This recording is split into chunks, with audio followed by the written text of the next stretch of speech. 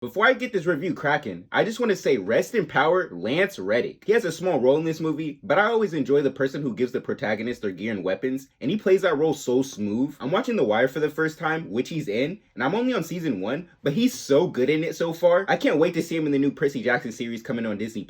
I just think he's such a good actor. I also love finding out that he played Destiny, and he was pretty active in the Destiny community. He just seemed like a really good guy, and his passing was so unexpected and sudden. Condolences to his family, and rest in power, Lance Reddick. Just like every review so far, I'm gonna keep it spoiler free until after my rating, but let's get into it. Jonathan Wick the Fourth. You've done it again, my friend. John Wick 4 bangs. Despite its problems, this movie still does everything it sets out to do. Just like every other John Wick movie, he's on demon time from the jump. This movie delivers on the insane, drawn-out action sequences and the creative kills and fights. It shows more of the John Wick universe, and I love the world building they're doing. It's so stylistic and cool. They just do over-the-top shit for no reason, and I love it. At one point, a character's carrying around a big-ass duffel bag, and he tells another character that he only has a certain amount of time to do something, so he pulls out a huge fancy hourglass from the duffel bag, and he just leaves. It's like, did he really carry that big-ass duffel bag with him just to pull out that hourglass and look like a badass? That's the type of over-the-top stuff that characters do in this universe, and it's so fun because of it. To enjoy these movies, you really have to have a suspension of disbelief, because there's some off-the-wall shit. The action in this movie is really creative for the most part, but I think the close-range gun combat is a little goofy at times. Mostly everyone in this movie has full-body bulletproof armor, and the rest of them have fully bulletproof business suits. They raise their collar to their face to protect themselves from bullets and attacks like they're fucking Batman. It reminds me of that cutscene with two video game characters at close range, running around each other shooting, but missing every shot.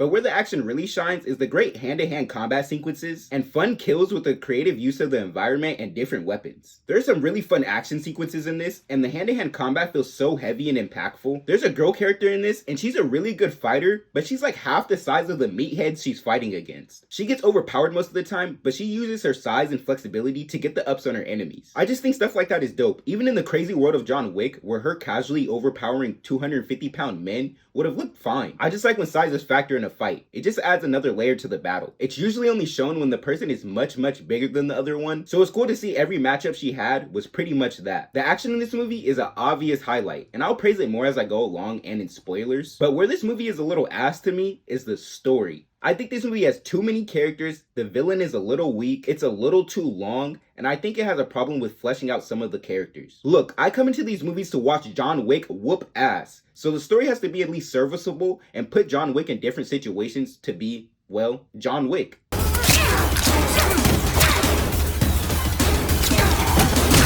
That's to say I'm not coming out of these movies to feel spiritually enlightened by the end, but this movie kind of feels like the previous ones in some parts. This movie deadass could have cut or shortened the parts that feel similar to the old movies, and this movie would have been 30 minutes shorter without really affecting the story at all. It just makes some of the action sequences wash over you, but the great choreography and the creativeness of them pulls you right back in to engage you. This movie would have benefited from cutting a couple characters and focusing on the more interesting ones. I don't think their performances were hot dog water or anything, I just don't think they really add anything to the story. Cutting them and using that time to build up the more interesting ones would have made the ending hit a lot harder. I liked the ending, but it just lacked that emotional buildup that we would have gotten if this movie was a lot more character focused and not so focused on world building. But the performances are fun from everyone in the cast, so it just saves them from being undercooked, and they just don't feel like a total waste. But what does feel like a total waste is the villain. He just doesn't feel like he's needed for the story. His performance is really good, but he's one of the reasons why this movie feels like the old ones. He could have been replaced by a different character in the story, and it would have made the movie a lot more interesting. This movie has characters that are just used to set up the next John Wick project, and it's so damn obvious. It's one of the reasons why this story feels so weak at some points. I def think that time could have been used to strengthen the characters in the story more. Another problem all these movies have is introducing MacGuffin after MacGuffin after MacGuffin just to further the plot. It just feels the same in every movie. These are problems that would be big negatives in any other movie. Yes, I have standards and I want at least a decent story, but ultimately, that's not what I'm here for. The action is. I think this movie has just enough for it to not feel completely the same. And like I said, I just like the world that all these movies are set in. Each MacGuffin that John has to get to further the story is more convoluted than the last. but it usually expands the universe and results in cool world building. This movie also does a very good job at creating tension.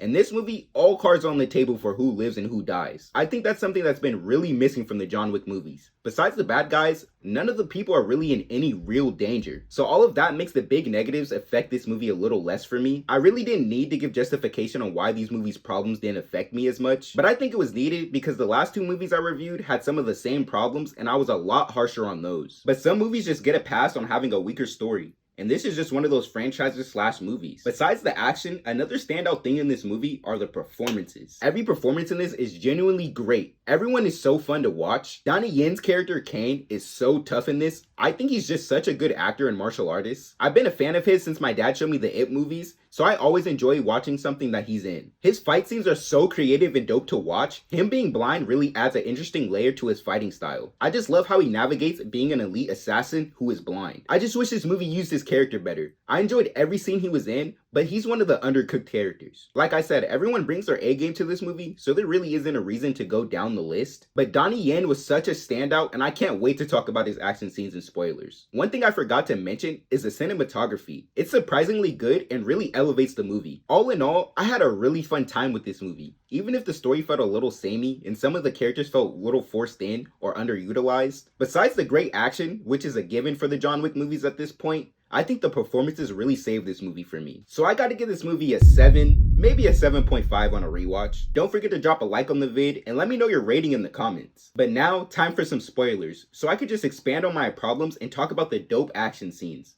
But let's get into it. Let me just get my problems out the way so I can talk about the dope action. If you still haven't left yet and you don't want to be spoiled, I suggest you leave right now. I really think Donnie Yen's character was underutilized, especially with his connection to John. They kind of talk about their history together and his personal life, but they really don't do anything with it. Which is ass because I really like his dynamic with John. I think he should have been the main villain and just cut the actual one. Because the real villain for this movie just felt like a faceless drone working for the organization that's hunting down John. I think Bill Skarsgård's performance is great, but I just think he doesn't really add anything to the story. It would have hit a lot harder if Donnie Yen's character was reworked as the main villain. I think the tracker character with the dog isn't really needed either. I think he also doesn't really add anything to the story. Again, I didn't think his performance was bad or anything, but I just think that all the time that was used on characters less interesting should have been used to build up the one that is actually interesting and has a connection to John. I really like the girl and her dad, the one that got killed by Donnie Yen's character and he hit her with the Kill Bill speech, "Come meet me when you're ready."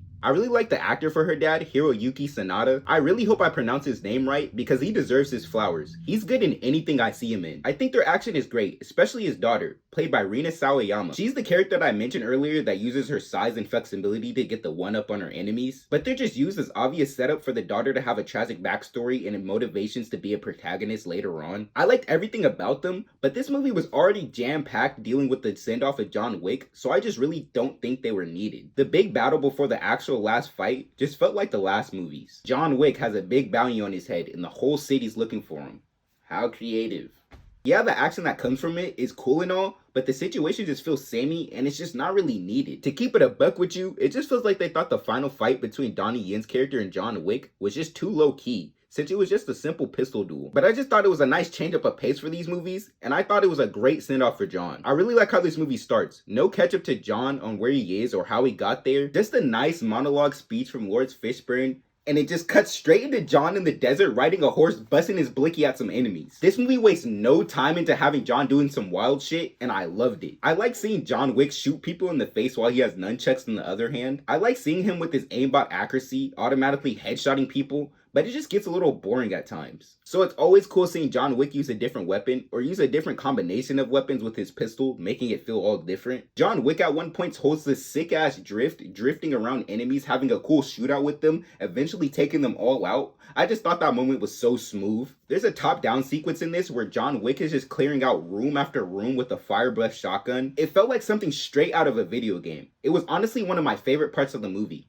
And thinking about it, it reminds me of Black Ops, It reminds me of Black Ops, Dead Ops Arcade. Yeah, just like how the top-down view of that, like, whole arena, and then, like, when you get the Spaz 12 and you get some, like, fucking rapid fire on that shit and it just fucking sprays everywhere. They actually killed John Wick in this movie. And I say kill because we know he's coming back if they really want him to. I still think it was a great final battle and a great send-off for him. I just like they actually had the balls to kill him off. I just wish they built up Donnie Yen's character more because he's the one that ends up killing him. They have a past together and it just would have been cool seeing them explore that and just really give further context to that end battle. At one point, John gets kicked down some stairs and he falls for like a comically long time. And I just thought that part was so funny. Like, I was like damn near in tears in the theater. All of Donnie Yen's action sequences were amazing. Like I said, it just really adds an interesting layer to his fights with him being blind. He mostly uses a sword in this movie, but he flings it around like a walking stick to get a sense of where his enemy is to either go on the defense or on the attack. But he's deadly precise with his sword too. He does these like quick precision stabs that like quickly incapacitate his enemies and just like leaves them dead. I just thought that was so cool. During his first fight, he like sticks these things on the wall, and at first I thought they were bombs, but they were actually sensors that made a loud doorbell noise when you walk past them, so Donnie Yen's character knows where you are so he could shoot you. I thought this was such a dope gimmick in the movie, but it's only used once. I just wish his character was used so much more. But that's pretty much it for this video. Drop a like if you enjoyed it, and subscribe if you want to see more content. That just makes me know I'm not making these videos for the void. I got some great things cooking up, so stick around for the journey. Peace.